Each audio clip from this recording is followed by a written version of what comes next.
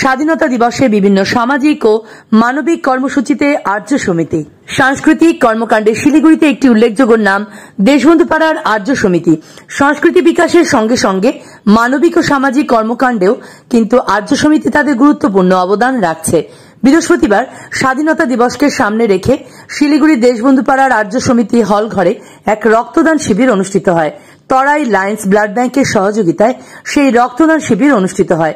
এর পাশাপাশি Lions club of শিলিগুড়ির সহযোগিতায় এদিন সকাল থেকে সেখানে বিনামূল্যে চক্ষু পরীক্ষা, দন্ত পরীক্ষা এবং সকলের জন্য খাদ্য কর্মসূচি গ্রহণ করা হয়।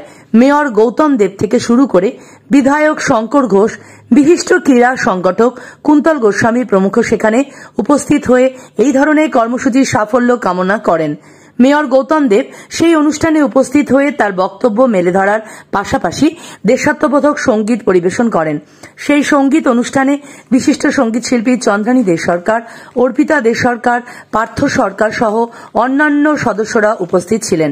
আর্য সমিতির সাধারণ সম্পাদক রানা দে সরকার জানিয়েছেন, শিলিগুড়ির ঐতিহ্যমণ্ডিত একটি সংস্থা হল আর্য সমিতি।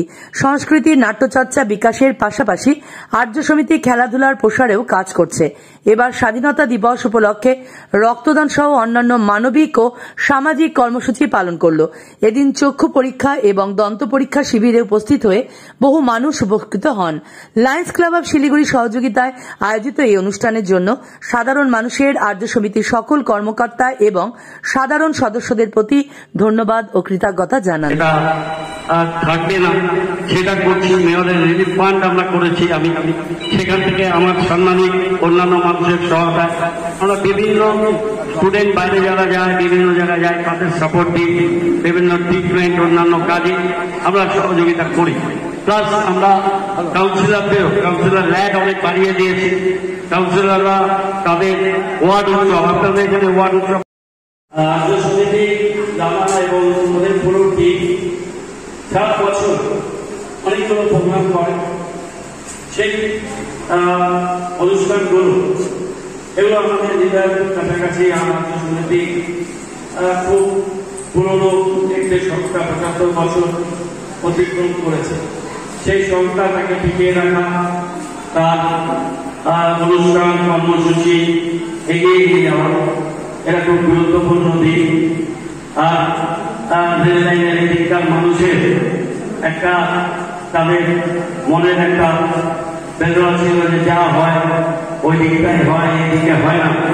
যাই হোক, আমি এখান থেকে পাশেই নির্বাচিত, এখানে আমরা অনেকগুলো কাজ করার আমরা প্রচেষ্টা নিচ্ছি।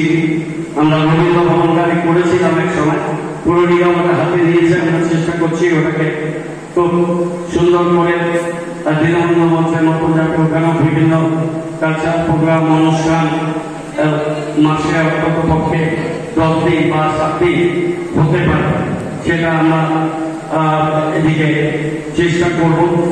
এখানে থানা মন্ডল থেকে আমাদের যে একটা স্বাধীনতা সংগ্রামের ইতিহাস আছে, 42 সালে থানা দখল হয়েছিল। আমাদের বীর বিপ্লবের নেতৃত্বে আমরা উর্বশী সিনেমা হলের সামনে একটা পুনর্নির্মাণের জায়গা আছে, ওখানে আমরা শহীদ স্মারক স্তম্ভ আমরা তৈরি করছি। মেমোরিয়াল এই যারা ছিলেন শিবমঙ্গল সিং, বীরেশ্বর